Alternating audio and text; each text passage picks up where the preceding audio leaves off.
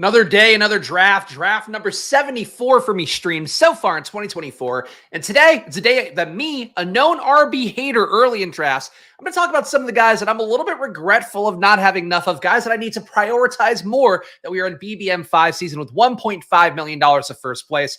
I am, of course, already in a draft room here. You can see on the screen that I'm picking a little bit later in the round, pick 9 here. Maybe one of these RBs I'd like to prioritize will fall to me. We'll find out. You're also going to see on the screen the Spags rankings officially integrated here on camera. So I didn't upload them yesterday because I forgot. But Spags rankings, of course, a thing that I update every Saturday morning here, moving around based on the market data, trying to find ways to get players ranked in a way where you can actually get them if they're players that we should be prioritizing. Guys, we should be getting to. So a little bit of a preview on the screen, but of course, get them for yourself in the join button down below, $4.99 a month, and you'll be getting these Spags rankings updates every week, including some historical things. Somebody asked me to put in historical things as well, so I'll keep it, a reflection on how I'm moving the markets, and I guess maybe how Underdog's moving theirs, but at the very least, how my numbers move week to week as well. Shout out to the chats as well. Many GMs. Can't wait to snipe/get sniped. Feeling Moosey, you could just do a draft room that isn't involved with me, There are other ones out there to hit. Feeling Moosey, though, Bombadil in this hole. And our guy Jeremy, who also gets his way in every room, he's going in the 11 hole too. An RB with the number 1 overall rank. How dare you, Spags? If you're going to get McCaffrey, you got to take him at 1. So that's really the main thesis of any of these things that I do. If you're going to get players, you got to take where the market is. If you don't want players, if you want to fade them, then you don't take them there. But that's really the thing. Even yesterday with Lad McConkey, got some comment debate on that. But here's a guy that I actually do want to get more of. And frankly, at this spot, normally I'm going to take a Puka ahead of him. I'm going to take a Jefferson ahead of him. Absolutely. Bijan Robinson, he is ranked number 8 for me. He falls to this spot. So we will take Bijan, who's normally got a 7 ADP, starting to come back down the other way after the big board and early BBM drove him up. And I would say normally if I run my 0 RB bullshit, this would be a good AJ Brown spot, a good Marvin Harrison spot, but I don't want to be under the field by a lot for Bijan. I want to be at least 4 to 8%. Same thing for Breece Hall. I want to be 4 to 8%. I don't want to be above on those guys, but I don't want to be completely leaving them to dust for the most part. Josh Allen goes 13 in this room, so that's stupid. But that's what's going on there. Jeremy, the icon of the 11 hole, going with AJ Brown and Saquon Barkley. So he's doing some Philly bullshit. And I guess we're going to do Atlanta bullshit. I don't think this is unique at all, but Drake London, Atlanta bet, it makes sense here. So Drake London already catching some passes from Kirk Cousins in the mini camp that's going on for Atlanta right now. A lot of rookie camps going on. Of course, some good news. Our guy Troy Franklin looking good. Audric Estime looking pretty good as well. So I can't all be Denver specific. That's obviously top of mind for me. But yeah, definitely some more rumors and innuendo floating around. Some signings as well to report. MVS coming back to Buffalo, not coming back, but going to Buffalo, 1-year deal. Coming back to the NFL, which frankly, a little bit of a surprise, but he'll be now playing a similar role, one would think, for Buffalo. Do kind of think we're getting to a point now where guys like Keon Coleman are going to actually have to outperform some dudes to see the field more. And Khalil Shakir, people are worried about him. I'd be less worried about Shakir, given the fact that he was one of the best EPA receivers in football last year, getting a real workload. But Coleman, talked about yesterday, I like Coleman more than Lad McConkey on paper. I worry a little bit that you could have MVS out there just playing that role outside that he played so well in Kansas City, not necessarily earning targets, but just being out there, being able to get something going to pull pressure away, to pull somebody downfield. Obviously, MVS, we don't expect to have a good fantasy year. He's draftable, I would say, at this point. But really, that's something that, I don't know. I don't think it's great for Keon Coleman to just have more bodies he has to beat out because he wasn't analytically that great of a player at FSU. And I don't know that I have the confidence. He wasn't that great athletically either. So 2 things against Keon Coleman. Now he's got to beat out some real dudes, which MVS, for whatever his flaws may be, he's an NFL player who played a lot of snaps last year for a team that had the ability to make some different decisions for sure. Is Baby McCaffrey worth a late round flyer when you have your boy JD? Yeah, we talked about this yesterday as well. Luke McCaffrey, to me, a player that I need to adjust my priors on a little bit. He did not kill at Rice. Normally, for when you are playing at a shittier college, I do want to see you really dominating, because that's the thing in the NFL. You're not playing against guys that were Rice caliber. You're playing against actual legit athletes. You're not playing against future accountants. So I think for McCaffrey, that's the flaw. The thing for me with Jay Daniels, like I've said enough times, and people are going to keep fudding him, and I'll keep going the other way. Jaden Daniels is going to create value for his receivers. He is a CJ Stroud level thrower. I know people hate hearing that. People don't want to hear comps to guys, even though I called these guys correctly last year. He looks like Stroud and AR rolled into one. He's not as big. He's not as young. Those are the two things that are pretty big differences there. But really, to me, he's going to create value for his guys. So McCaffrey, good enough athlete, has already been good target earner. He and Sinnott actually been working with Jaden Daniels even before the rookie minicamp. So I think for McCaffrey, he's doing all the right things right now to get himself a good role. And he's got to beat out Jahan Dotson, really. And even McLaurin, who I like. McLaurin's beatable too. Like McLaurin's getting older, and McLaurin was definitely down analytically last year. So I think there's a good case for McCaffrey. He's not my favorite player by any stretch, but he's going to go in the late 170s. Even without Jaden, I'll take him sometimes. Let's see. Been hard for me to get that early Atlanta stack of BBM5. I haven't gotten it for sure. So, but it's been tough because Drake London, I think, is coming back down a little bit. There was a point where it looked like he was going to be a 1-2 turn guy. Now we have Josh Allen going the 1-2 turn, at least in this room. So a little bit of a weird point. This is a big flaw to me when you take Josh Allen at 13, like Jalen Hurts at 30. They're basically the same play. And if anything, Jalen Hurts' situation got a lot better this year. Josh Allen's situation, he's going to have the ball in his hands more because of that, patchwork wide receiver core, but there shouldn't be a 17 pick discrepancy. And that guy who has, whatever, just a bad pick. I have Stephon Diggs ranked at 21. We're getting him at 33. So a massive value for me here. We're getting to buy in on two of my favorite offenses in the league this year. So we get Bijan Robinson, get Drake London, get Stephon Diggs very late after ADP. I am happy with this one. Would I go full RB here? No, I would not. I would not try to. We bury ourselves by taking a running back in the first round. You got to dig out of that at receiver as fast as you can. It was actually an interesting question that we had in the Squirt Squad VIP channel from our guy Artillery Frost, who presented an interesting 3 RB team where I think it was Jonathan Taylor, Derrick Henry, and somebody else who was good. I think a first rounder who was not McCaffrey. This guy taking Lamar too. Oh no, don't get us thrown out. I guess they don't really throw out drafts anymore because you have the max QB thing, but this guy, an idiot. Not going to affect my picks, but not going to help out the room. Oof. Yikes.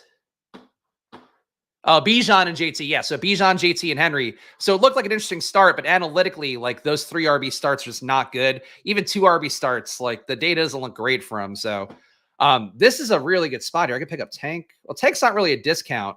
Jacob's a pretty big discount according to my ranks and the ADPs. I'm sorting by ADP here now just to get a read on this.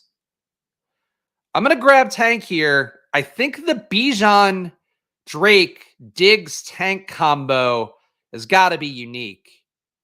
I don't think I've seen this align in BBM yet. So my team here, Bijan at running back. So we got one of our running backs here that we want to prioritize more. And really, it is just the top 7 running backs for me, maybe independent of Saquon. Top 7 running backs, I do want to prioritize enough to get to that 4 to 8%. Even if I'm not going to have as much of the field, I want to be close to it or ideally with the field. Bijan here, Drake London, Stephon Diggs, Tank Dell. I am happy with this start. 12 holes pushing down all kinds of value. Definitely pushing down value. Nobody's soaked up Josh Jacobs until 41, so Ray Bombadil gets him. This is like the 3-headed dragon drafter that Liam talks about. Likes 3 top QBs in every draft. Okay, I don't know what Liam talks about, to be honest, but cool. Sure. Take your word for it.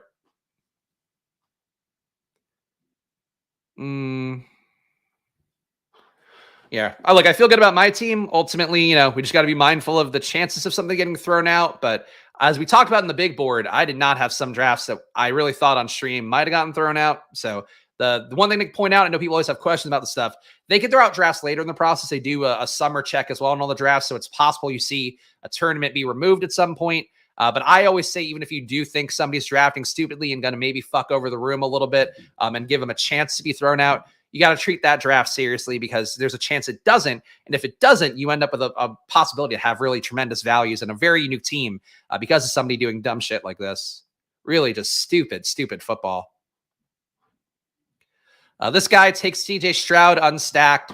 Obviously, this build would have made sense to have Stroud. Would have been happy to get him at 57, but we're not going to do that. So a little bit of a bummer. Would have definitely made the team even more unique to have Stroud there. My presumptive, one of the top MVP candidates for me, and I think the guy who can win it shouldn't be minus money on it or anything, but I think he can win it. I take him at plus.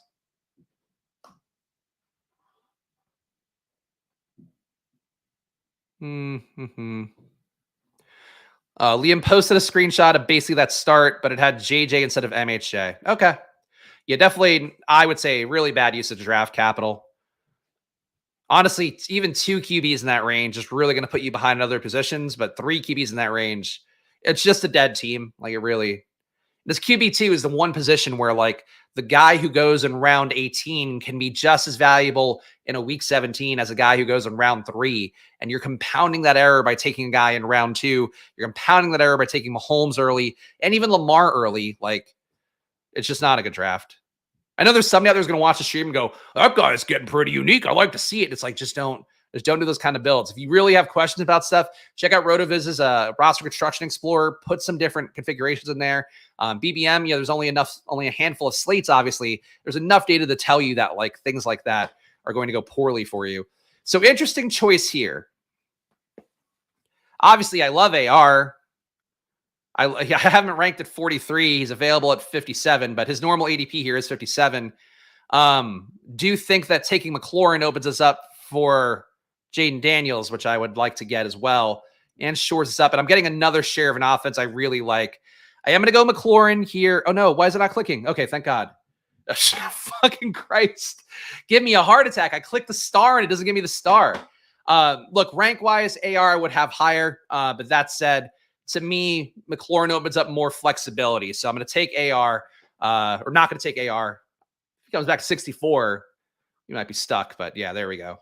AR goes at 58.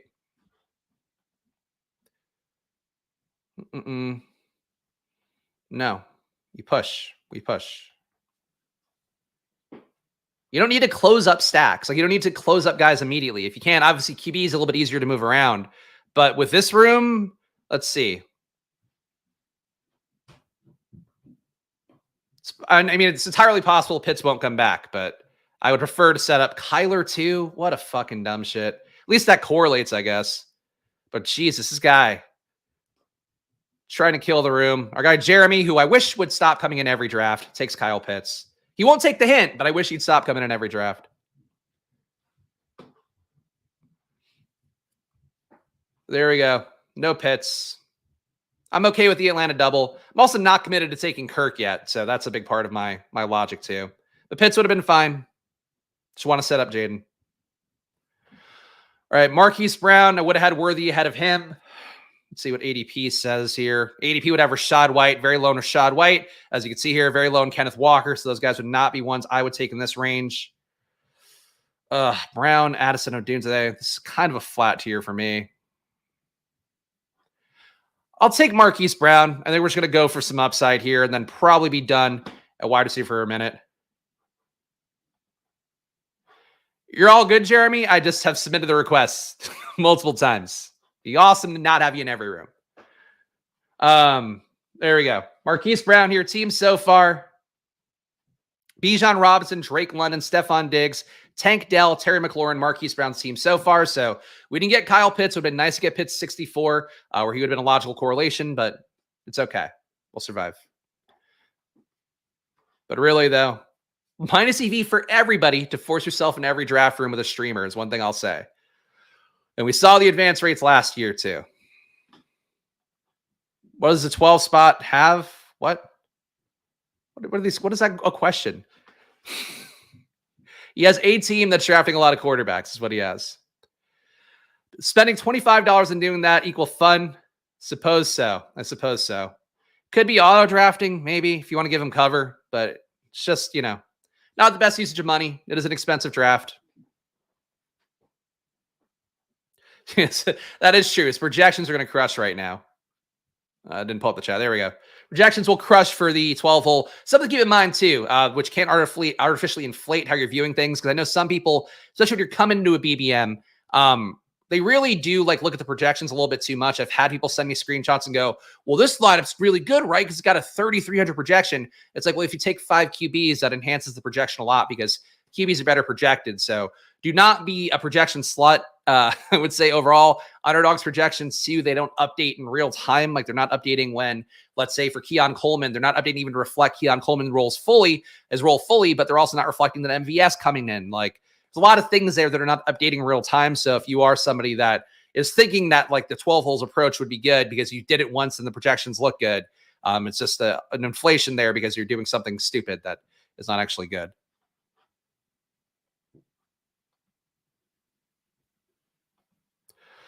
Shout out all the guys watching live, though. Again, hopefully we'll start different draft time tomorrow just to get some different rooms in. But guys, please subscribe down below. Here, new drafts Monday and Friday, 11 a.m., which is big part of what lands to my fatigue of things, of seeing the same names over and over again. So help a brother out. Please subscribe here, and hopefully we'll get some different looks here from different folks who don't just take every player correlated to me over the course of multiple years now. Fucking Christ. Oh, some days, guys. Some days I just want to draft peacefully. I drafted a puppy yesterday in the afternoon, and there were a couple, I guess, regulars in the room who had tweeted me after, like, "Oh, you were doing a puppy." And it's like, yes, I did do a puppy, but also like just nice to be in a room where there's people that are just doing normal drafts and not not aware of every player I like and getting them ahead of me. We will take DeAndre Swift here, Chicago, another bet that I like. So we're actually getting a lot of bets on teams that I appreciate today, which is a good thing for me overall. You know, Marquise Brown would be the one exception here. Not a big Marquise Brown guy, but Kansas City, do think with Rashee Rice out there, it is a benefit to Xavier Worthy. It is a benefit to Marquise Brown. It's a benefit for everybody. So for Marquise Brown, that's a bet we're willing to make. And Travis Kelce as well. You know, I haven't talked about this on the stream at all.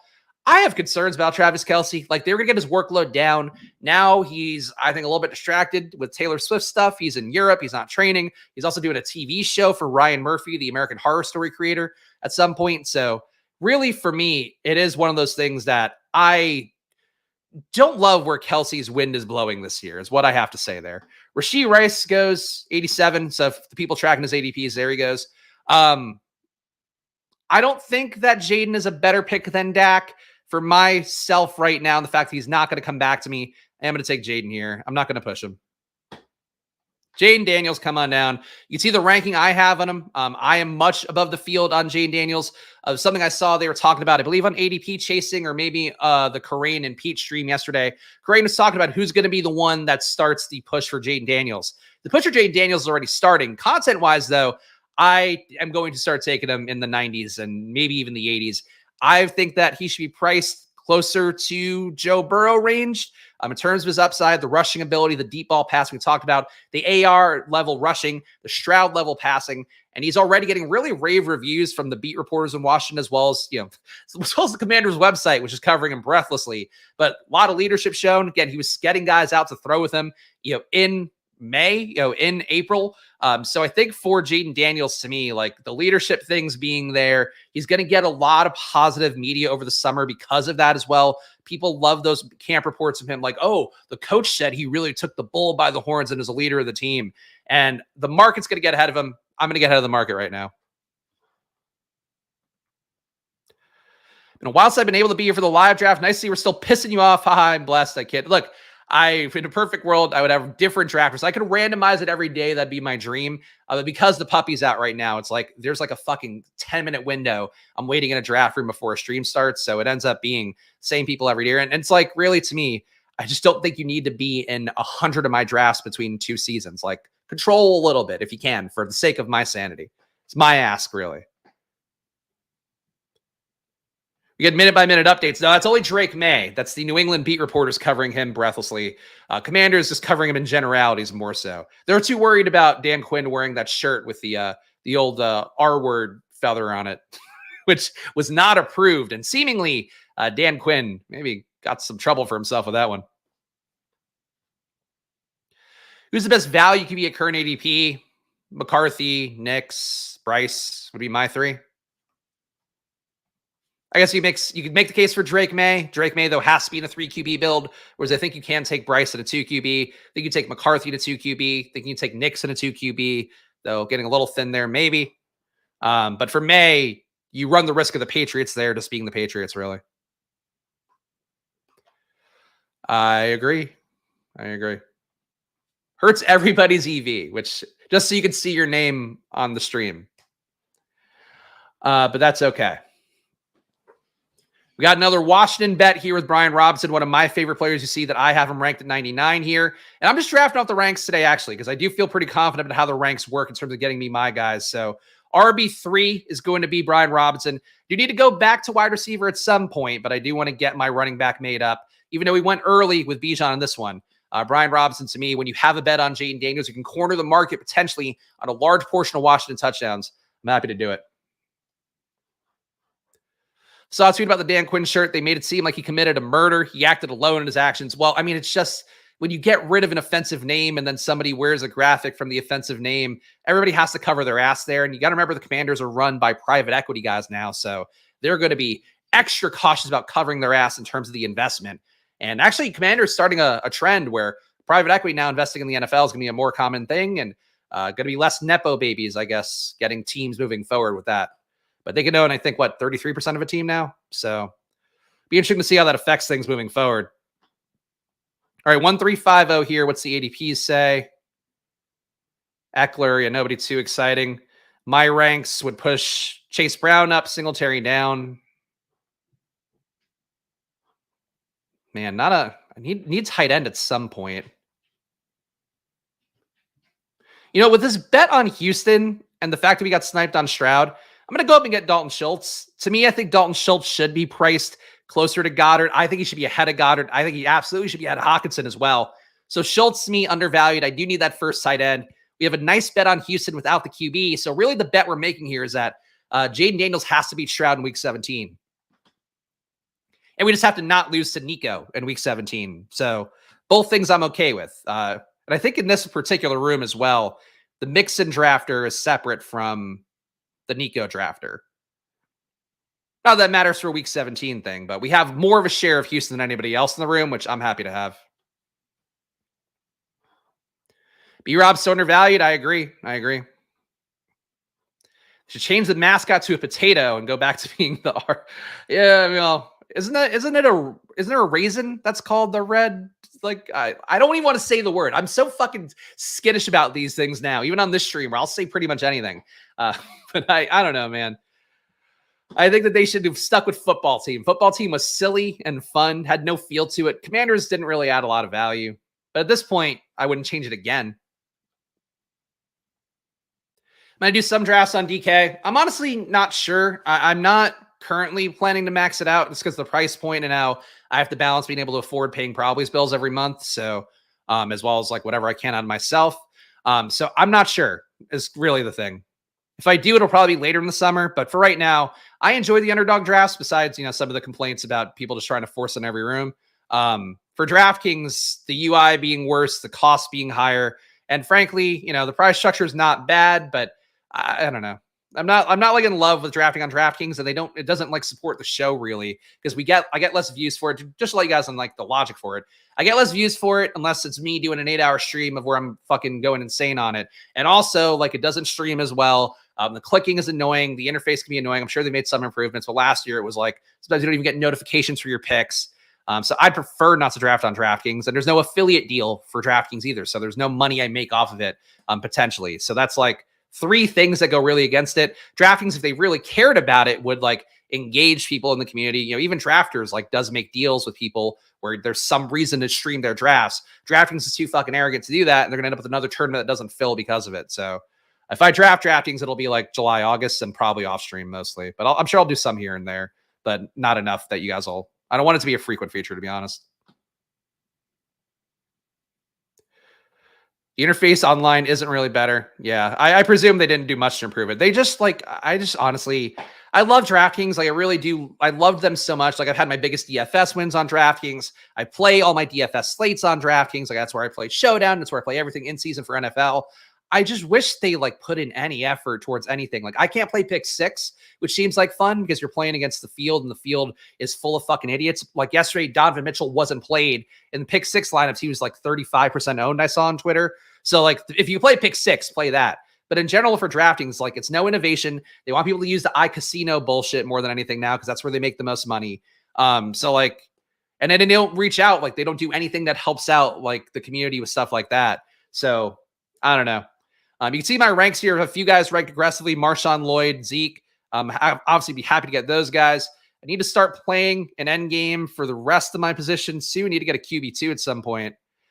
I really don't love Kirk here. I'm going to push Kirk for Gus Edwards, I think, is what we'll do here. So Gus, come on down. He'll be our RB4 here, and we'll see. Maybe Jeremy will take Kyle Pitts or take Cousins Sue, and I'll be free of that of that burden. Go ahead, Jeremy. Take Kirk Cousins. I'm sure you want to. DK's choochy as hell. They just, I don't know. They're making a lot of money, so I get it. Like, I get why you want to make a lot of money for yourself and make that be a thing. Especially, you know, for how big they are and how they are continuing to make so much money.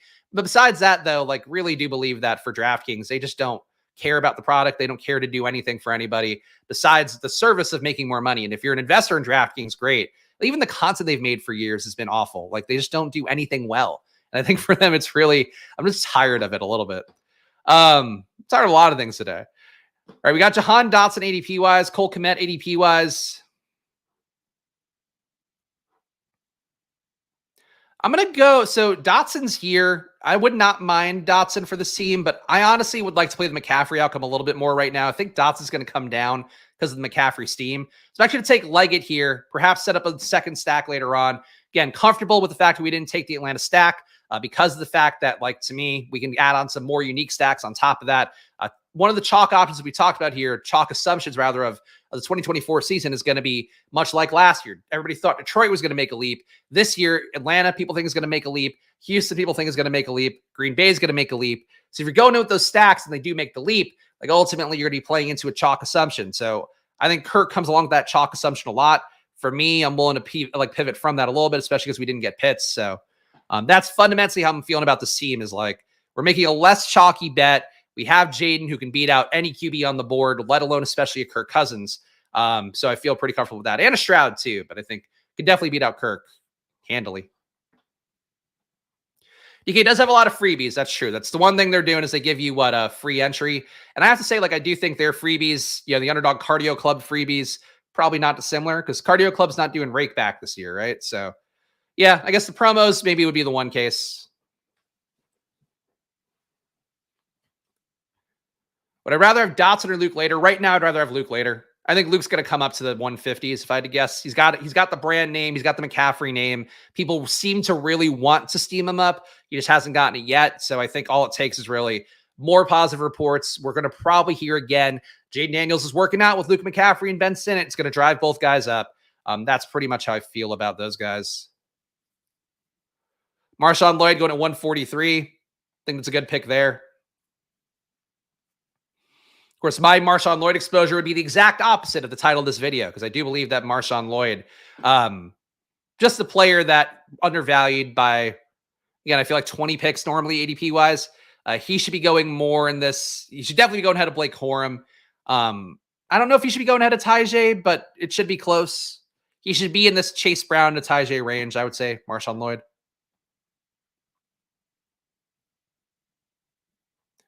Marshawn Lloyd supremacy. There you go. I'm a big fan. Took Josh Jacobs yesterday with Marshawn Lloyd. Think that's playable. But Marshawn Lloyd, you know, in a zero RB room, making a bet in a guy that's going to have a role that is not currently priced to have a role, I think it's always going to feel pretty good. Ricky Pearsall at 150, more reasonable price tag for him than we see in some rooms. I think I saw Pete and Corain took him at 120 yesterday. I'm not there on Pearsall. Still have bodies there that he's got to beat out to be wide receiver 3, and he's not a big target earner. He's going to have to score touchdowns.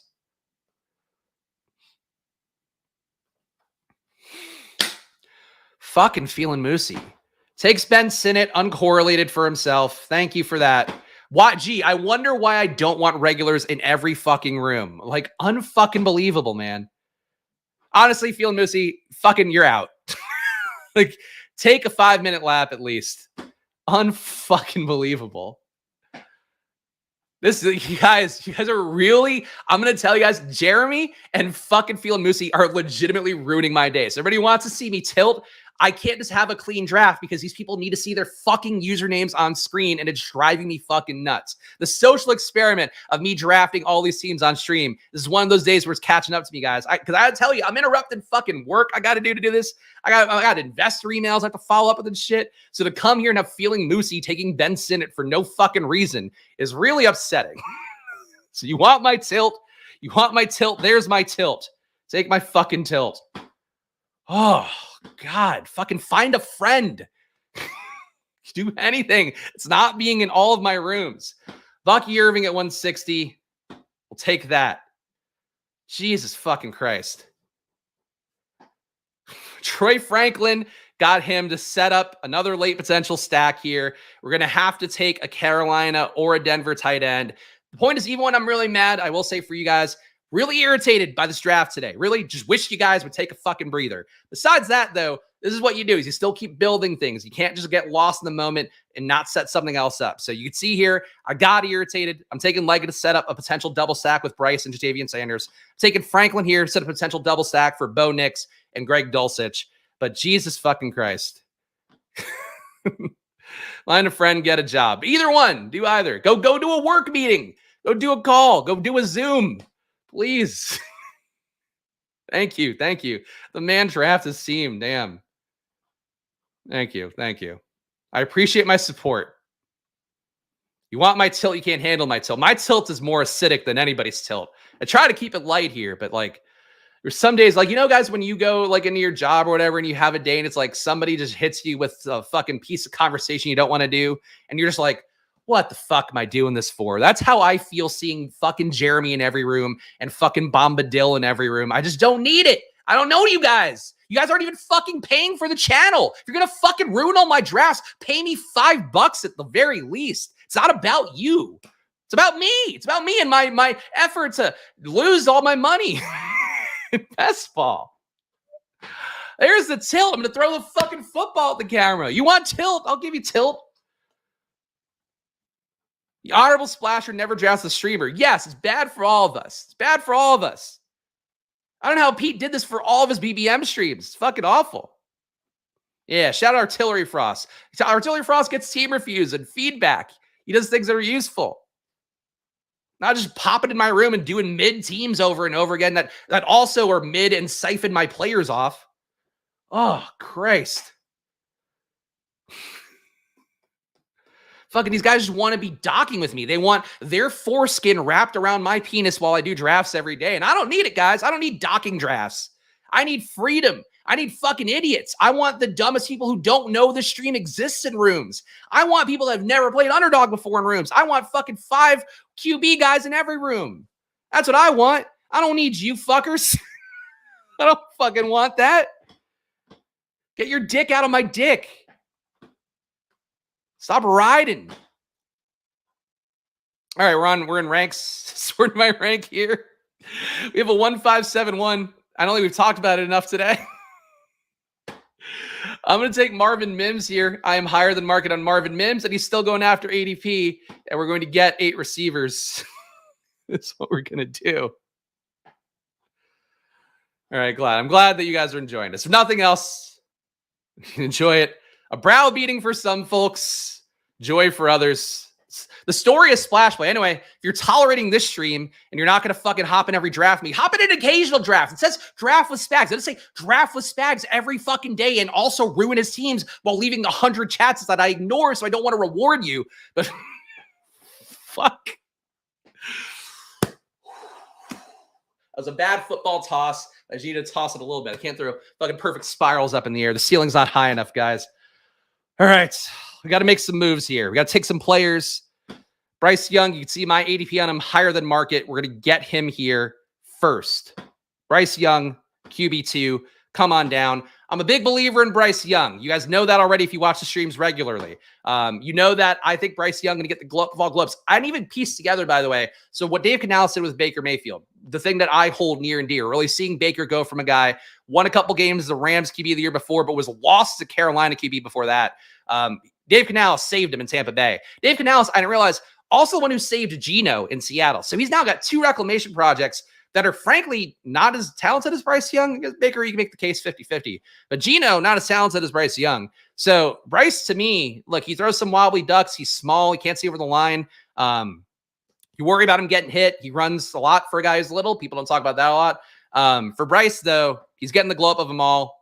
We have some correlation with Leggett. We're going to do it. Now let's go Burr. I agree. Hate drafting also hurts my own draft more than not. I don't even think that Moosey was hate drafting. I think he's just not fucking paying attention, which is fine. He's posting chats every fucking 5 minutes. That is not true, Moosey. That's not true. Anyway, I don't fucking care. Take another lap. Don't push back on it. Again, find a friend. Find a friend. Find a friend who'll do every draft. You go. The Pound probably loves it. Go draft the Pound.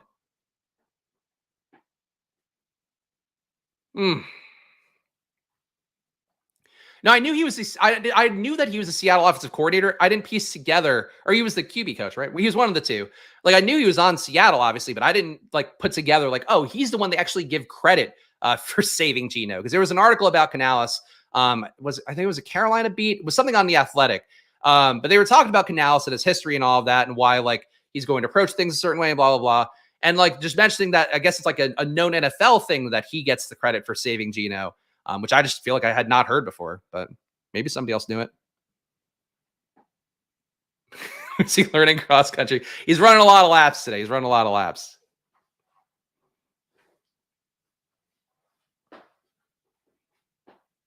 Gotta draw a line.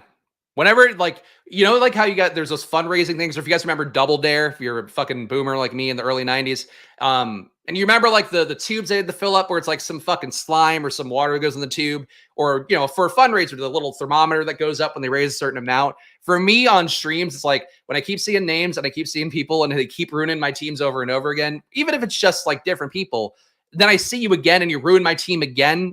Like that's the thermometer. That's the Double Dare thing filling up. And then I have to explode to get to be free of it for at least a day. So that's where we are for my process here. I have to police and I have to yell at you until you get that. Just draft at 10:30. Would it kill you to draft at 10:30? Whew.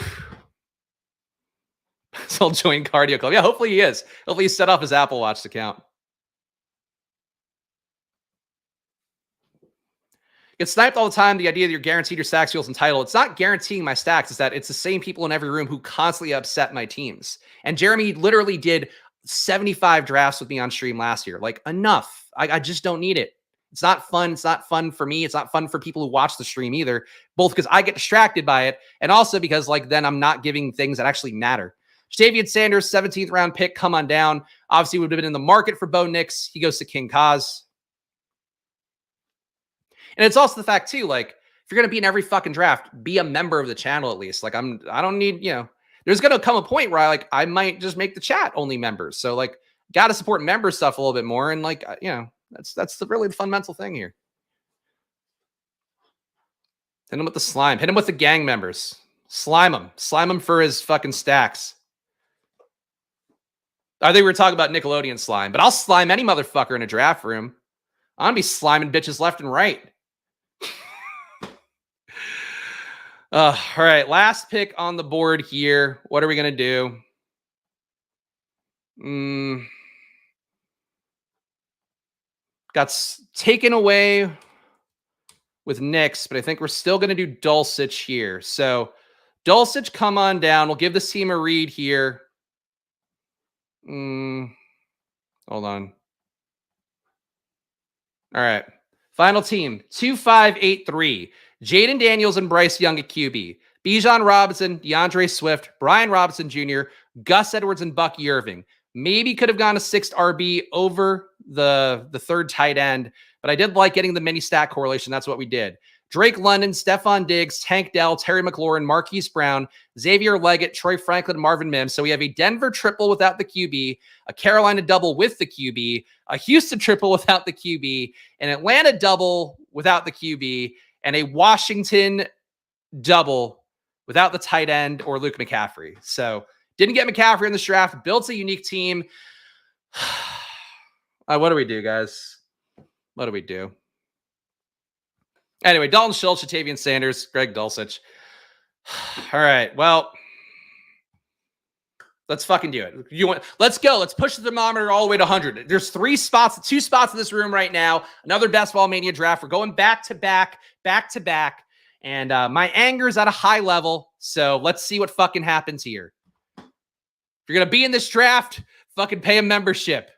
I want to smoke a fat blunt right now too. I'll tell you what. Draft room filled. Let's fucking see. I fucking feeling Moosey and in this fucking room. All right, now we got Top Stat, who we do know. I feel like DC Fantasy might be a lurker.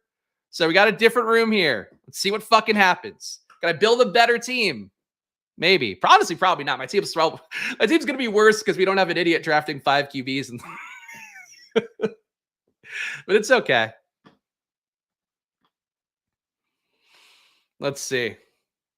Am I going to roast them? I don't know. Hopefully you get another running back, though.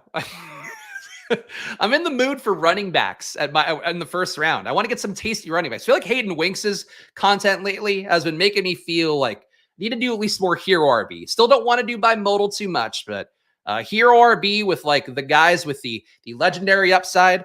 Those are guys I'm still excited for. Assume the anger of getting sniped is your shtick. It's a shtick that goes in and out. It's also a reality. It's a reality from doing, like, again, you do anything 5 days a week and then you have things that like get repetitive. Like I'm a person that, the worst thing to me when I got out of college and had to do a job, even though my first job was at WWE, which is like, theoretically a fun thing. It's like going into the office every day, looking at the same fucking room, seeing the same people, have the same conversations.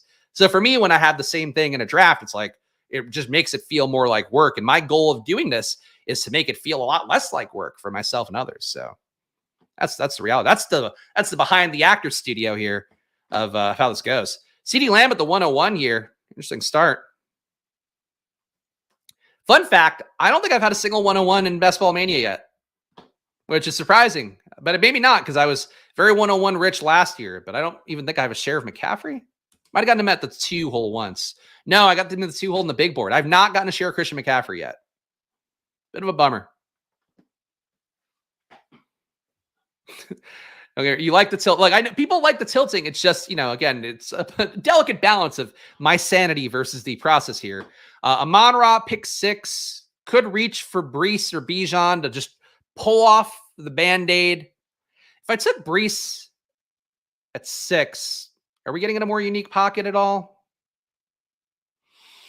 No. Let's take Amon-Ra here. Maybe we'll get a fun second round running back, but Amon-Ra will give us the basic receiver, so we'll go here. Not committed, taking running backs in the first round. Of course, zero RB god is what I am. Trimodal right on my diamond hands, boy. Trimodal, man. Like, I really did look at Artillery Frost's team and go like, man, that's an interesting RB room with 3 really top RBs. And I thought he handled wide receiver and his stacks well. And it's like, to see the advance rates, I was like, wow, that has never worked well at all. But maybe this is the year. I don't know. It's best ball. It's like, there's only been, 5 sample sizes of Best Ball Manias. And I think people still throw out the first one, really, because the game's changed enough. So you have really, 3 tournaments here that you can look at for data. So it's possible that in, this 5th BBM, this 4th year of the tournament being what it is right now, that maybe you just end up with like running backs crushing. It's just you're swimming upstream based on the advanced data. And, with running backs too, the injuries, the game scripting, those are all the risk points, really. Double stream Spags super team. I hope so. I think, honestly, the better shot was that last room. Gibbs going to 10 here, opening up some value. But the last room, when you have a guy who really fucks up QB that bad, like, as long as it's not your QBs he's taking, he's going to ruin the room for everybody. All right, there we go. Okalani ended up here in accident. Okay, good. See, I'll start. I don't know what your username is anyway, but as long as you don't do anything, don't even tell me it, because if I know it, it's gonna be on site. You're gonna get slimed. Everybody's getting slimed today.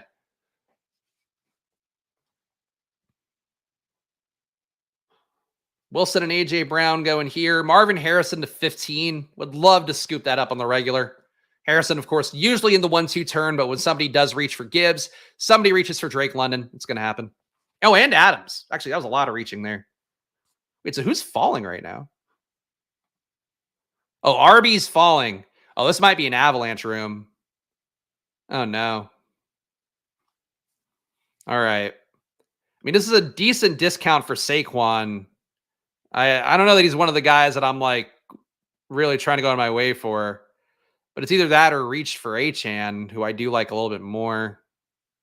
Do I like Saquon or Taylor? Saquon goes early enough. I feel like I should fucking take him. But God, that does not fill me with joy. I'm going to go Jonathan Taylor. I'm going to go Taylor over Saquon here. This is not making me more unique because Taylor falls to the 19 spot enough, but I'm going to swim against the Avalanche and stick with the RB theme. And Taylor is a guy I want to get more exposure to. I don't believe I've gotten a share of him so far. One share of Taylor is what I have so far. So it'll be my second share of Taylor and BBM added to the team. And Amon-Ra, Jonathan Taylor start. Not unique. This guy getting decently unique here. Chase and Saquon. I don't think a combo that happens very often. So good for him, but that's the pick. Not the most exciting. Shout out Nick here. Oh boy, so I have to go from being angry at everybody to being Nick, welcome to the family. Nick, thank you for hitting that join button down below. Check out the Spags rankings on the community tab. You can rank players like I do if you want. Even if you want to fade them, just read all the blurbs, look at my data, check it out. But shout out Nick here. Appreciate you being a part of the family. And you know what we say about family? Nobody loves to fight more than family. So you end up in one of these draft rooms, you put up your dukes because we're going to have some fun. But hey, welcome to the family, Nick. We like to have fun here on Splash Play. That's what the show is known for. Having a great time with the internet friends, being in every stream draft room. So welcome to the family, Nick. There we go. I'd take JT over Saquon. I think it's reasonable. Saquon, you're buying in on the better offense, really. You know, Taylor, you're going to lose, as we talked about a lot here, you're going to lose some touchdown equity to Anthony Richardson. Like, that's going to happen. You're going to lose a little bit overall in terms of the volume, but maybe he gets enough from Zach Moss not being there, where Zach Moss was like a real number two. They don't have a real number two right now. So Taylor, to me, I would pen him in for 20 touches a game right now. It's probably 4 to 5 red zone carries a game. And if he gets the touchdown on this 4 to 5, great. If AR keeps it on an RPO, then, you know, that's the downside. But I think they're very similar bets, though, which to me, Saquon and Taylor, as you saw in my ranks, they're one away from each other. I think they're both perfectly fine and around this 15 to 20 range. Saquon, fancy Miles Sanders, yes, but with a lot more contract money and commitment to making him be used is basically it. And interested in using the draft category this year. Don't remember if you used it last year. I didn't use it last year. I did have it the year before last because Brick comped me it. If he's not comping me it, I'm not going to use it because I'm not paying for things and promoting them for free. Sort of the unit economics of the thing. Jonathan Taylor, Amon-Ra, St. Brown here. You know, if we luck into Detroit, Chicago in week 17, this would be pretty sick. Slight discount on DJ Moore. DJ Moore coming down as my wide receiver too. So Jonathan Taylor, Amon-Ra, St. Brown, and DJ Moore is the team so far. I like to start. Nothing that's a screaming ADP value. We did get Taylor 3 picks after ADP, got Moore 3 picks and change after ADP. So I guess that's the positive, but I don't think this team is like crazy unique yet. Just a nice little base. That's how I feel about this. I feel like I should quit and rejoin every month just to get the welcome to the family bit. I mean, I guess, though it is only new signups, I believe, though.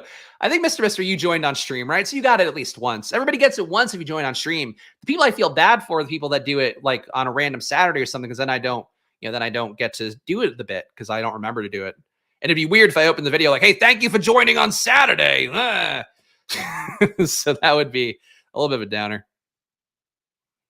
You never quit the family. Once you're in, you're in. It's true. Tell it to all the members who don't renew their memberships.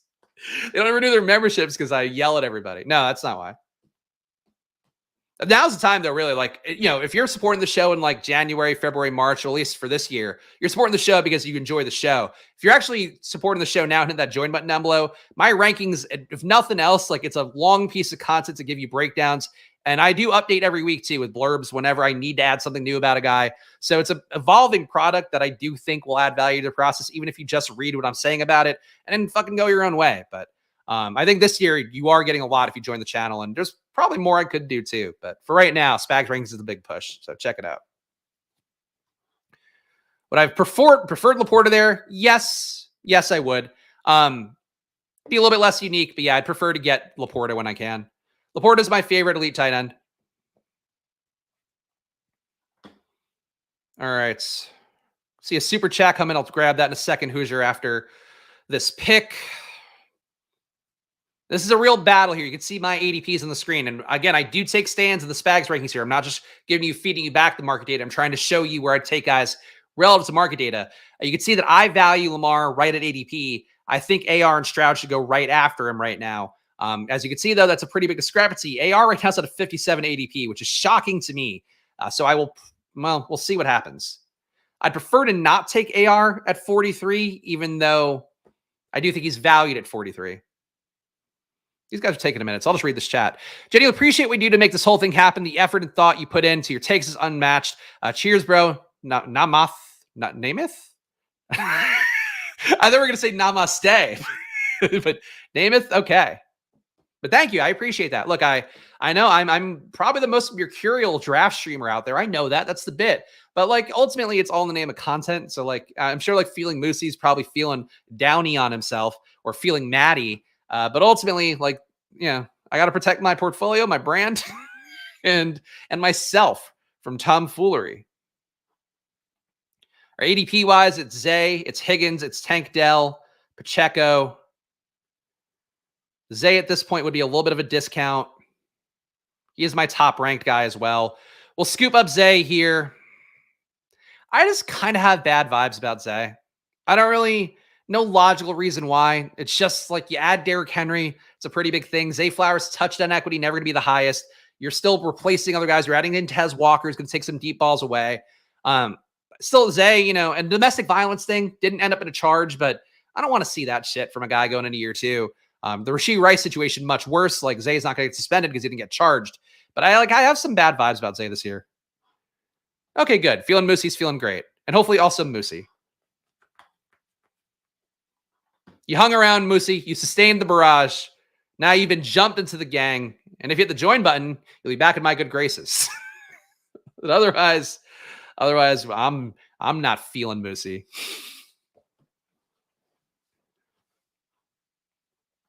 Bro Jackson, indeed. Teddy Broski. Just coming up with bro names. Oh, Bro Namath. I missed that part. Okay, that's on me. Bro Namath would be a very dated reference.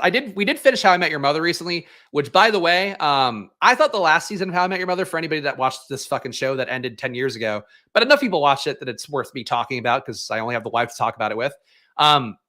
I thought the 8th season, the last season, was perfectly fine. The last 3 episodes, though, holy shit, was that a bad last 3 episodes that completely ruined the entire show. So I now fully get what people were complaining about when it ended 10 years ago. And fun fact, my first job I worked in TV as an intern at Fox, worked underneath the How I Met Your Mother guys. So even though I saw the pilot because of that, I never watched another episode. And actually a very enjoyable sitcom until the last 3 episodes where it becomes arguably the worst series finale ever that's ever occurred. AR goes at 52 here. Would have been nice to get him back, but we'll survive. Oh no, feeling Moosey. Okay. Feeling Moosey, you've paid your penance. We got McLaurin here. Let me make sure the ADP is nothing too crazy. Kincaid, a little bit of a value. Could take elite tight end. Let's break type a little bit. I'm happy to keep doing McLaurin forever, but let's listen to the market and go Dalton Kincaid here. So Jonathan Taylor, Amon-Ra St. Brown, DJ Moore, Zay Flowers, Dalton Kincaid. I guess really the hope is that we get Detroit, Chicago week 17 and Baltimore, Buffalo week 17. Which would be great. I don't know if you could expect that. All right, there we go. Feeling Moosey. Feeling Moosey. We've had our backs and forths here, but I appreciate you now that you've given me $5, and I will perform for you like a homeless man in the streets, busking my days away. So welcome to the family, Feeling Moosey. Thank you for joining. I appreciate it. And now you'll also have access to the Spags rankings, so you could take Ben Sinnott even earlier. What a treat for you. But thank you, Feeling Moosey. You've paid your penance. You and Michael Thomas, I'll give you guys credit. That's the rule here. If you get on my bad side, but you become a member for a month, as long as you enter month 2, you're fully in my good graces. Michael Thomas had to deal with a month ban, so I've gotten softer in my old age. Oh, fuck. All right, Kyle. Shout out Kyle here. Kyle Zoof. Kyle's getting zooted over here. But come on, Kyle, what is Zoof? Zoof's a fun last name. Well, welcome to the family, Kyle Zoof. I appreciate you. Hit that join. You hit that join button down below. I don't know why I'm promoting it to you again, but get the Spags rankings too. And you were never in my bad graces and you joined. So, hey, welcome to the family, Kyle Zoof. Your mob name, Kyle Zoof. Zoof and Kyle is what we call you here. But that's a sick name. I like the name Zoof. That's a fun one. Reminds me of Zuffa, the former UFC parent company. Make moose ears. Like that? Sure. Hey, oh, wait, no. Yeah. It was Rocky, right? Rocky Ball. Hey, Rock. Hey. Yeah, we're doing fucking Moose impressions now. I'm like a stripper. Does you put money in my fucking G-string and I'm treating you like you're the king of America. King of the world. All right, what are we going to do here? So we got some nice discounts, if nothing else. I think this team, like low-key, got slightly more unique. Because I don't think you're getting all these discounts in one batch. We're not correlated in any real way besides the hopeful theoretical shot of a Week 17 game. But we're doing okay with this team. No. First of all, you haven't joined the channel, OG1 Kenobi, so you can't ask me for anything. You can ask me general football questions. You can't ask me for titties or Moose impressions. Shout out Kyle. Shout out, is it Nick? It's like there's too many that fucking flew in there.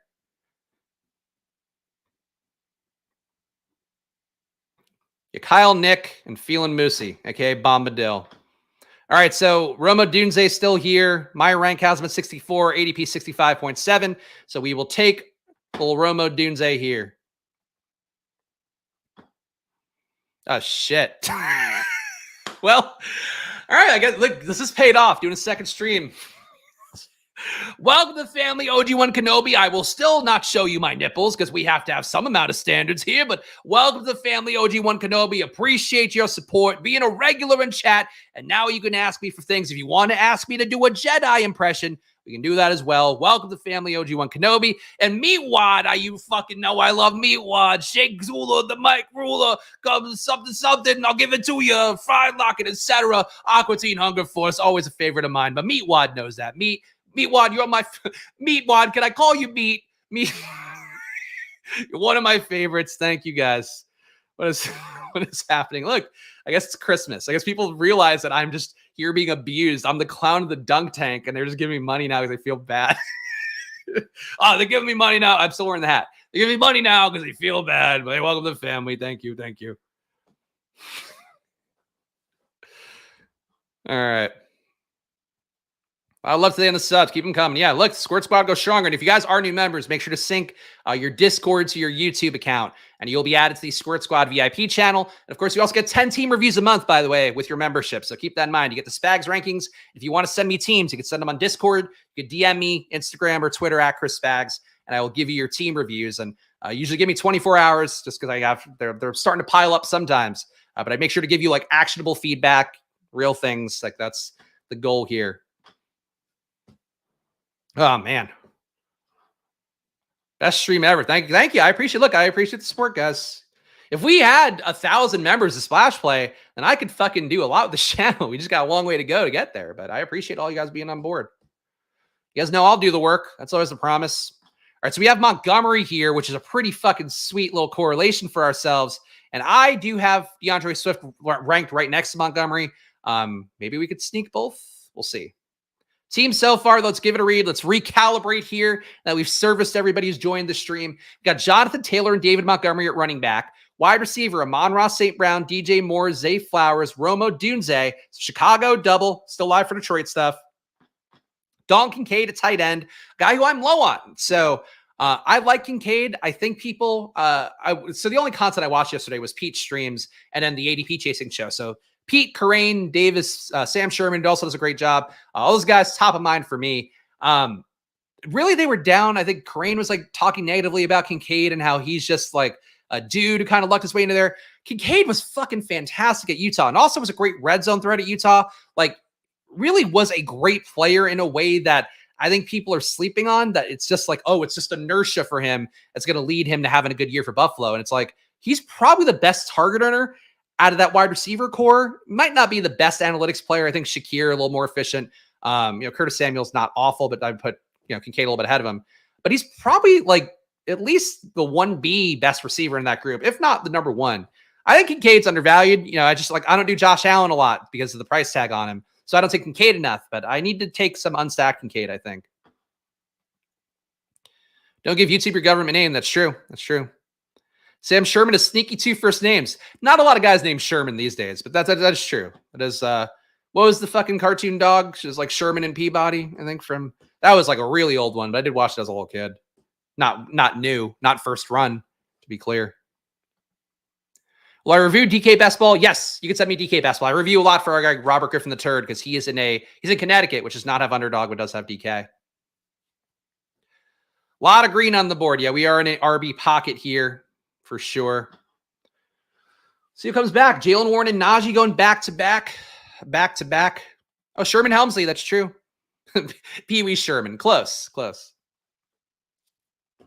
Yeah, drafters too. Any team you want to send me, I'm happy to review them. I know enough about all of them for the most part. DraftKings is hard because you can't see where you took a guy relative to ADP, so I don't know if you're taking real values or not. But yeah, we'll still give feedback for that. But 20 rounds on DraftKings, for whatever I want to not promote them because they don't do anything for the best ball community. Really do think that their tournament still works. It's just the price tag being $3K for a year. A little bit tougher.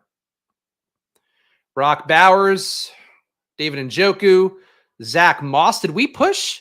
DeAndre Swift pushed all the way back to me? Am I getting, what is this? Is this my Make-A-Wish stream? Getting members joining and Swift comes back to me with my bet on Chicago and Detroit? Okay. I'm okay with it. 0-3-4-1. Dak, a screaming value for somebody. I would hope that Top Stat's going to take him soon. Nice deal for him. Good karma. Yeah, all the good karma I bring to myself. Look, I'm a great dad. I'm a great dad, present partner. I prepare a lot for fantasy football. The downside, we did take DeAndre Swift over Caleb. So Caleb now not our stack choice. So we're going to have to make a bet that beats Caleb. Didn't think this guy was live to take Caleb. Thought we were protected from this guy here on the back half of the board who had Keenan Allen, but it's okay. The logic here, for what it's worth, because I know people out there go like, well, why not just close the stack? Why not get Caleb? Number one, Swift was after ADP, so that's a discount there to correlate, and a player that I do like a lot. I think that Swift and Montgomery should be next to each other. Number two is that nobody on this side of the board had any Chicago. So Caleb unstacked, to me, an awful play, even if it's your first QB. Like, what are you going to stack him with Cole Kmet later? You're going to get smoked if there is any sort of upside for Chicago's offense. So I think a bad choice by that guy. Obviously, I'm biased because it affects me. And Top Stat here gets screwed on Dak Prescott coming back as a 20-pick value. He instead goes to this guy who does not have any Dallas correlation either. Tough scene. The emotional swings from the stream have been great. Look, I put it all on tape here every single day.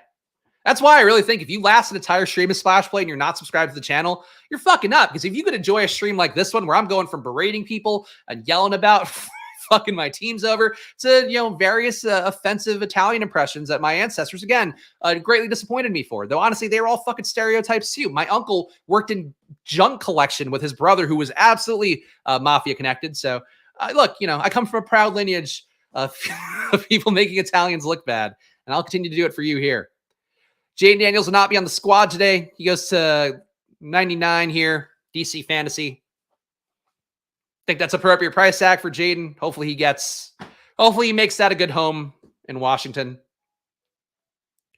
What is Rams 1 going to do here? Benson. Okay, this is aligning pretty nicely for me. I think Jameson Williams, you can see my rank. I've got him at 85, ADP of 97 for him. Jameson gives us more Detroit here. I do think this is a team where I would like to get big paid Jared Goff, which we have not talked about yet. Jared Goff gets $170 million guaranteed, one of the richest contracts in the NFL. I don't think it's correct, personally. I get why you do it. I'm happy for our guy Purple Yoshi, who loves Detroit, and I'm sure he's stoked about that as anybody. I didn't see any tweets from him, but I presume he must be. But really, to me, steep price to pay for keeping the status quo at QB when there is a shot that Jared Goff is like the two to that Detroit offense where there's a ceiling. He's going to get you to that ceiling. And then does he have enough to win it all? I would question that. But Detroit's a good enough team that I get the logic, get the continuity there. So, but an interesting move for sure to see Jared Goff paid that much. When he almost going to Detroit, like he was going the wrong way. He was almost getting to the point where like people were going to say could be out of a job. And I think even them taking Hendon Hooker last year, that was a little bit of a reflection on, hey, we're not sure about this Goff thing. Goff builds a huge lead in the NFC title game, successful year, never really shot them in the foot. That disaster to end that game, I don't think was on him quite as much as, the overall team. So I get why you pay Goff. You got to do it. Pretty tough. He would have I thought he was going to get paid when they did this round of deals. When you extend Amon-Ra, you send Sewell, you have to do Goff. They could have kept them stringing along, but he's been good for Detroit. And like, again, Jared Goff getting like standing ovations at the NFL draft in Detroit. People chanting Goff, like he matters to that city, and why fuck it up? But the tough part to me is like if you're an NFL team, I think your goal is to find what your true ceiling is. And I do think, guys like Goff, guys like Tua, I don't know if you ever hit that true ceiling with those guys, but it doesn't matter now. All right, so we can increase the bet on Indianapolis here. Got to think about QB as well at some point, but I don't think we need to think about it yet. Hopefully. I'm going to go AD Mitchell here. He's at ADP. I'm pretty high on him. I've got him at 103 ranked here. So AD Mitchell, come on down. Mitchell, as we talked about yesterday, number 10 on the Colts. The reason he's number 10 is because of the fact that there are 10 guys drafted ahead of him, and he's one of those guys. But he doesn't actually want to remember their names like Amon-Ra St. Brown did. He just goes, they don't have names, they don't have faces to me, which is a real convenient way to say, I don't want to memorize 10 guys' names, which is pretty rude on his part. Who's my tight end? It's a great question. We're going to find out. I'm comfortable doing late tight end. It's okay. Who's my tight end? Who isn't my tight end? There's a world of opportunity left. That's what we say to defend the fact we didn't get one of the elites. I mean, it's possible for the millionth time it's Dalton Schultz, which is a bet that I'm happy to take, but we'll see. Oh, yeah, that's right. I have Kincaid. You're right. I completely forgot that I took Kincaid. That's how much Kincaid is not on my radar. But yes, my bad. I thought it was more of a rhetorical question. Yes, you guys got it. I'm so blind to taking Kincaid. That was a complete brain fart. That's on me. And I'm also like, what do I have to do here?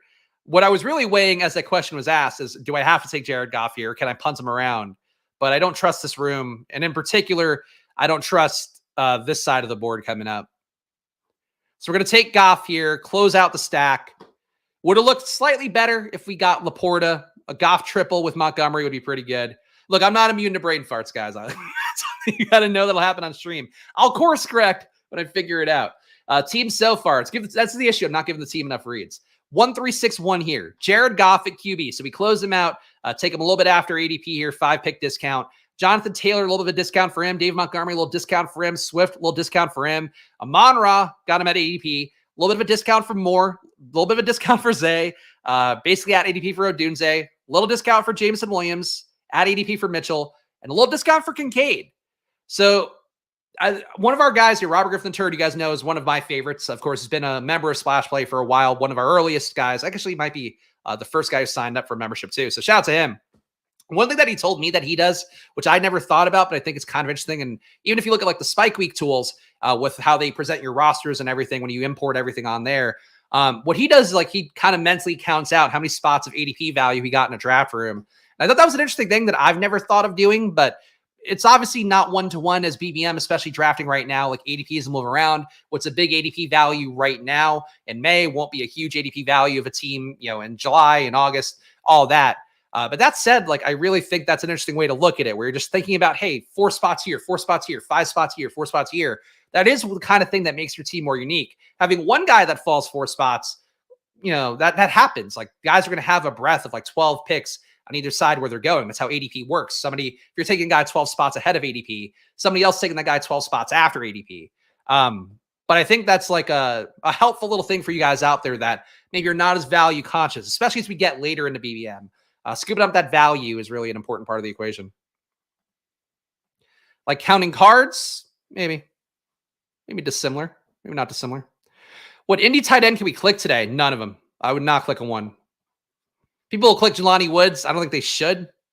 He lost a year in this offense. He lost a year of earning Shane Steichen's trust. They still have guys they do trust there. Will Mallory showed a little bit. Wiley Cox is still there for some fucking reason. Even Ogletree, they stopped using him because he had a domestic violence charge, which did get beat as well. I can't say. I always say domestic charge gets beat, and that's the one phrase you shouldn't say. But he did get out of a domestic violence charge. So that's something for him, where him being back in the mix is probably positive.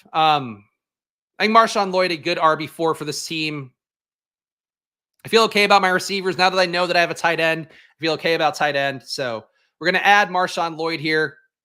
A little bit ahead of ADP, but I think he should be priced in the 120s. So for me, that's not an issue. Team so far, Jared Goff, Jonathan Taylor, David Montgomery, DeAndre Swift, Marshawn Lloyd that close out the running back room. Wide receiver, Amon-Ra St. Brown, DJ Moore, Zay Flowers, Romo Dunze, Jamison Williams, and Adonai Mitchell. And at tight end, we have Dalton Kincaid. So we did our early-ish running back, a hero RB build. Probably should get to 5-6 running backs still. I think we will do that. And I'll increase my Marshawn Lloyd bags. Jelani Woods has worse hamstrings than Christian Watson and Darren Waller combined. Yeah, I mean, he didn't play an entire year. Like, he's got to have the worst hamstrings. And, being that big and having bad hamstrings, I feel like probably even worse. Watson's big, but at least he's not heavy. He's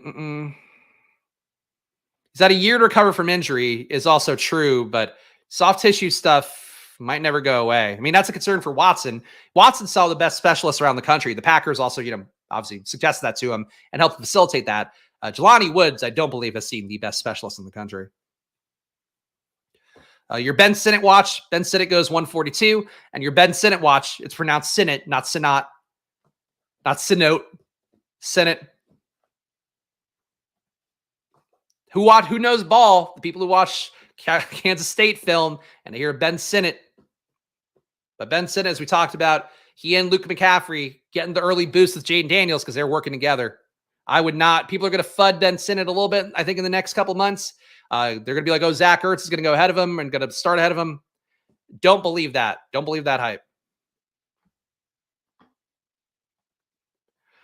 All right, another pick coming up here. You can see my ranks on the screen. Of course, the Spags rankings, hit the join button if you want to get them. If you want to make me do an Italian impression one more time, hit that join button. 1461 here. I think we still got to set up a late QB, and we lost one of the bailouts here with this guy taking Troy Franklin.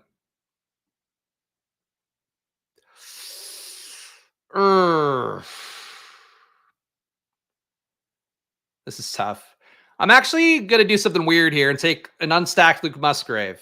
I like Luke Musgrave a lot. I'm low on him right now in exposure. We have the bet on Marshawn Lloyd, so I like the idea of getting a little bit of a Green Bay stack to go with the fact we have Detroit, we have Chicago here. So another bet on an NFC North team that maybe could work out for Week 17. So we're going to go that way. Mr. saying do New England. Okay. Yeah, it could work. It's either at this point, New England. We took a tight end, so Tampa Bay, probably not an option with the Otten bailout. Deshaun unstacked would be gross. Levis, yeah. Carolina's still there. I am in the bag for Bryce Young. We'll see what we do.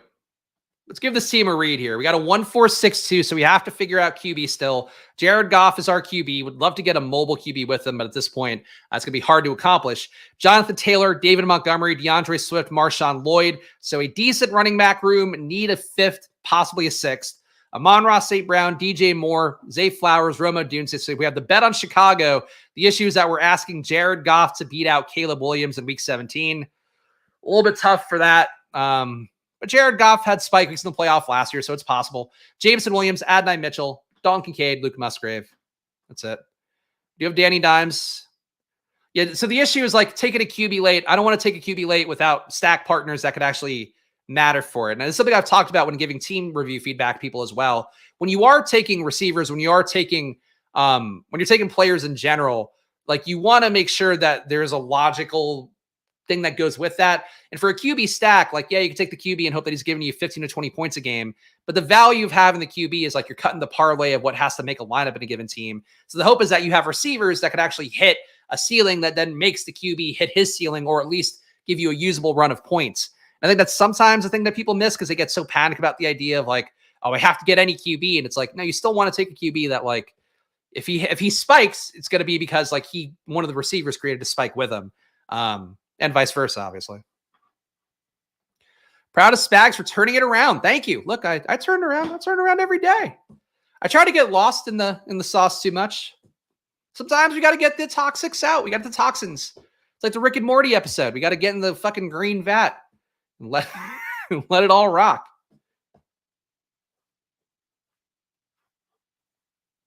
Scoop up Wandale. Giants wide receivers, they multiply like rabbits, the Giants wide receivers do. All right, so I have Bucky really ahead of ADP. Let's sort by ADP here. We have the bet on Kincaid. I'm going to take a bet on Ray Davis right now.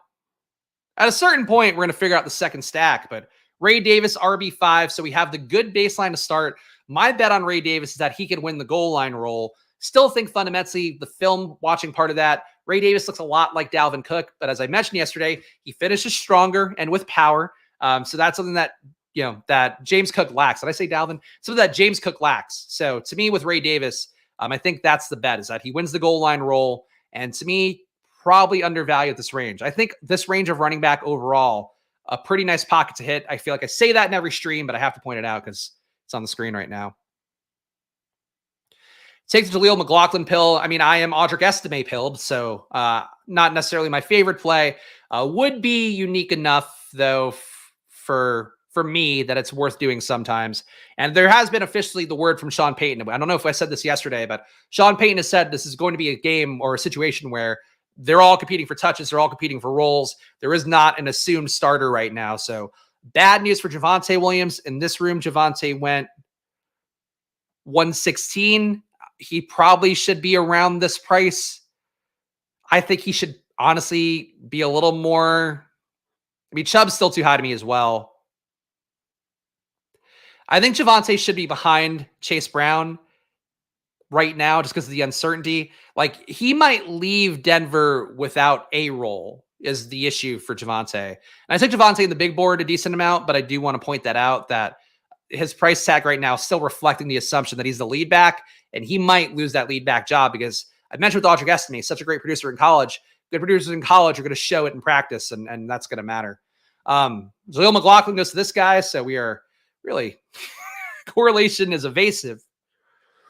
Oh boy. All right, what do we do?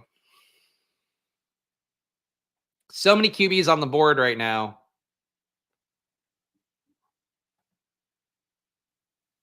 This is a brutal pocket. We're going to go grab Javon Baker. Will be our wide receiver 7. And we're going to make this New England bet, I guess, and hope that Jared Goff carries us through the beginning of the year. I don't like Drake May at a 2 QB build. Well, let me think about this as we go. Who else could even correlate at this point? It's like New England. It is Giants. I could do a bailout Danny Dimes as well. This guy's got 4 QBs. 4 QBs stacked up one of them. Oh boy. It's really funny to me when like you go through a draft and you don't realize a team is like doing something stupid, and then you see the team and you're like, what is this team doing? And you go, oh yeah, that's really stupid. And you just didn't notice it. Like it wasn't stupid like that other guy in the last draft where you're just doing something that's going to ruin your team and also ruin the room for everybody. This guy just sneakily took 4 QBs and did a shitty team, shitty uncorrelated team. And more power to him for it, I guess. You can make a decent feeling 4 QB build. I've done it before. I don't think I've done it in BBM, but did it in the big board.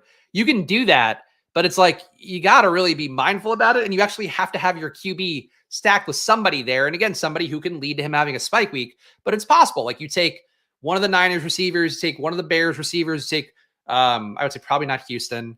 You could also take a Denver receiver and then do that late. You could take like guys late. There's a lot of ways to do that and make it make sense. But the way that he's doing that does not, where like Stafford throwing to nobody is never going to hit a lineup.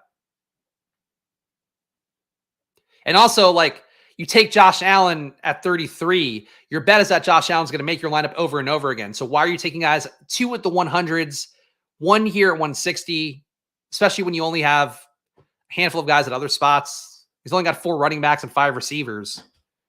It's not a good team.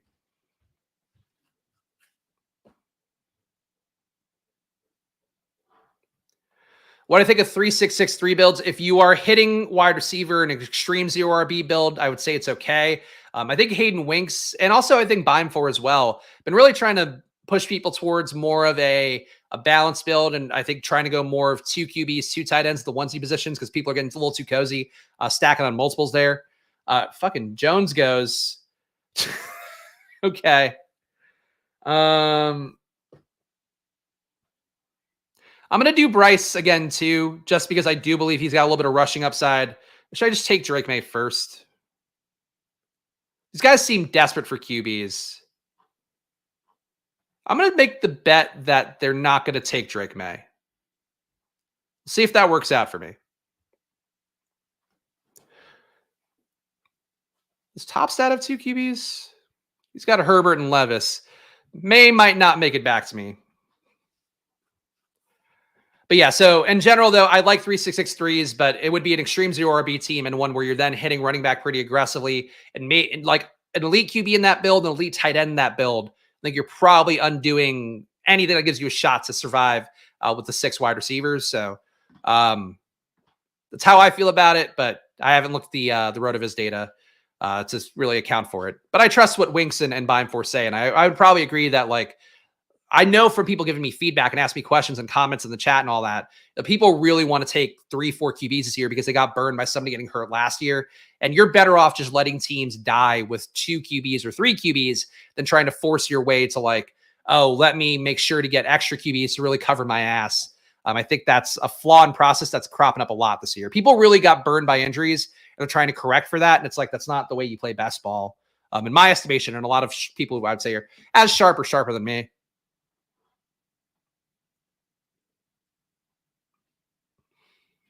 All right, there we go. Top Stat took somebody else. Took Bo Nix, which I'm always happy to see. Spread the good love of Bo Nix. The good word of Bo. Bo to me, undervalued.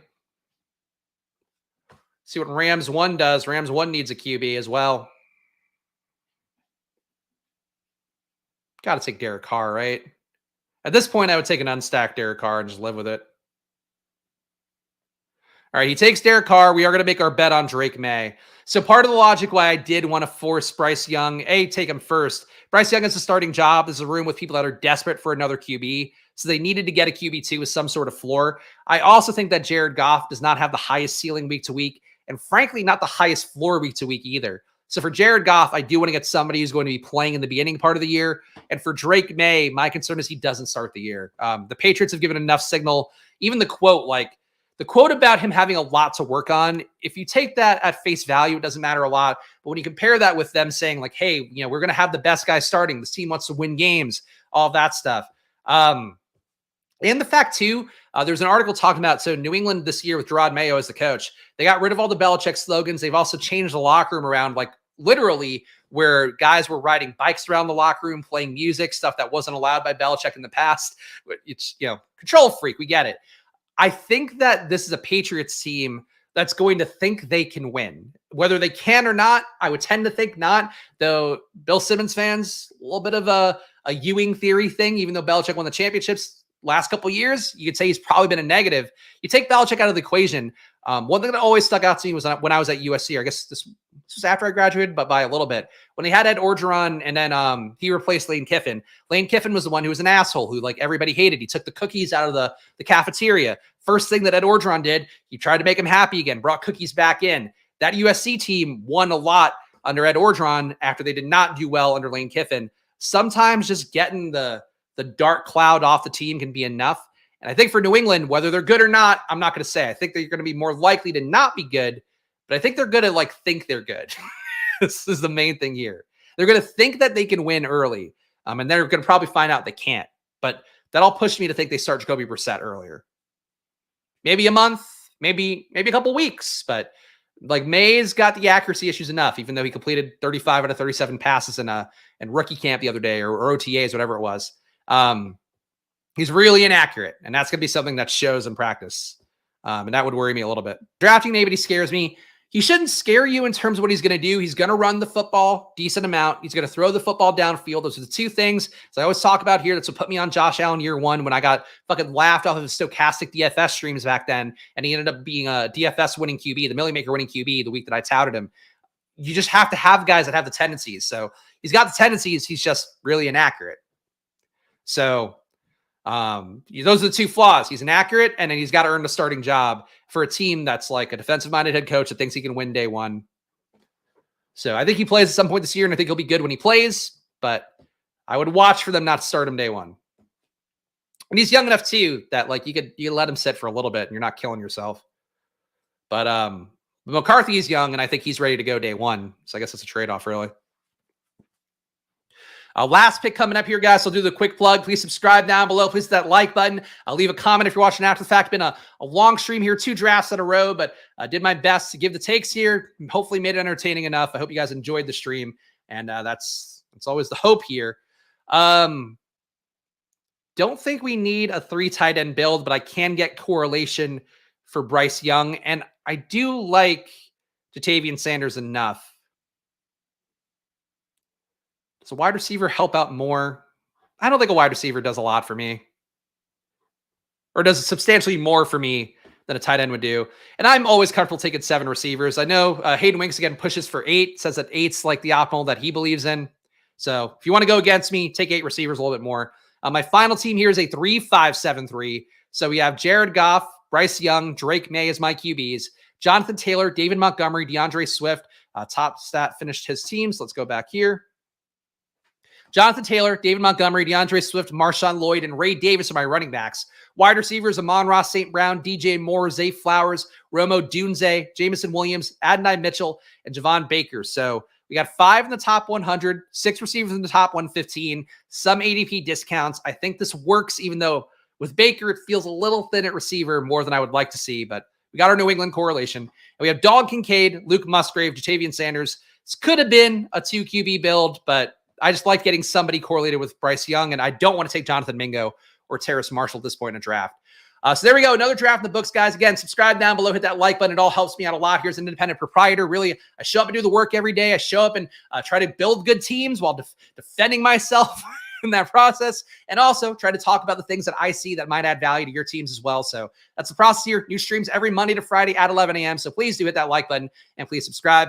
Underdog as well. Promo code SPLASH on there, up to $250 in bonus cash, or as some people are calling it, boner cash, because it's going to make you pop boners with the excitement you have in building your bankrolls. Check it out for yourself. Underdog promo code SPLASH on there. If you're new to the world of best ball, please go check it out. I don't know why you wouldn't draft an Underdog, the best platform. And honestly, this year, best price structures you're going to find, even though all the sites I think did a good job for the most part. Probably is my baby. If you want to support the show, and also if you want to guest host Splash Play, we're drawing our Splash Play guest host on Friday. So pin comment down below.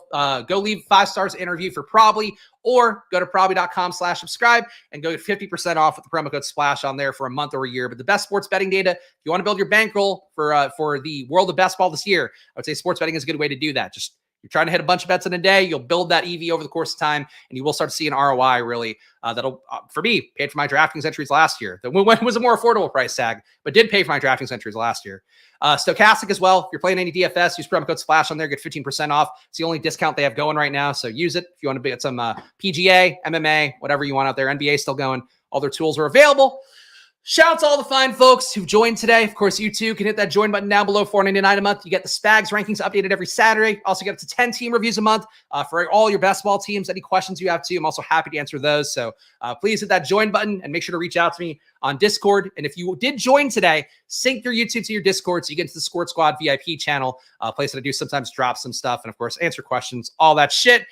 Come back tomorrow for more, guys. And, of course, gamble responsibly if you can. Make sure to not do it on stream. That's really the main thing there.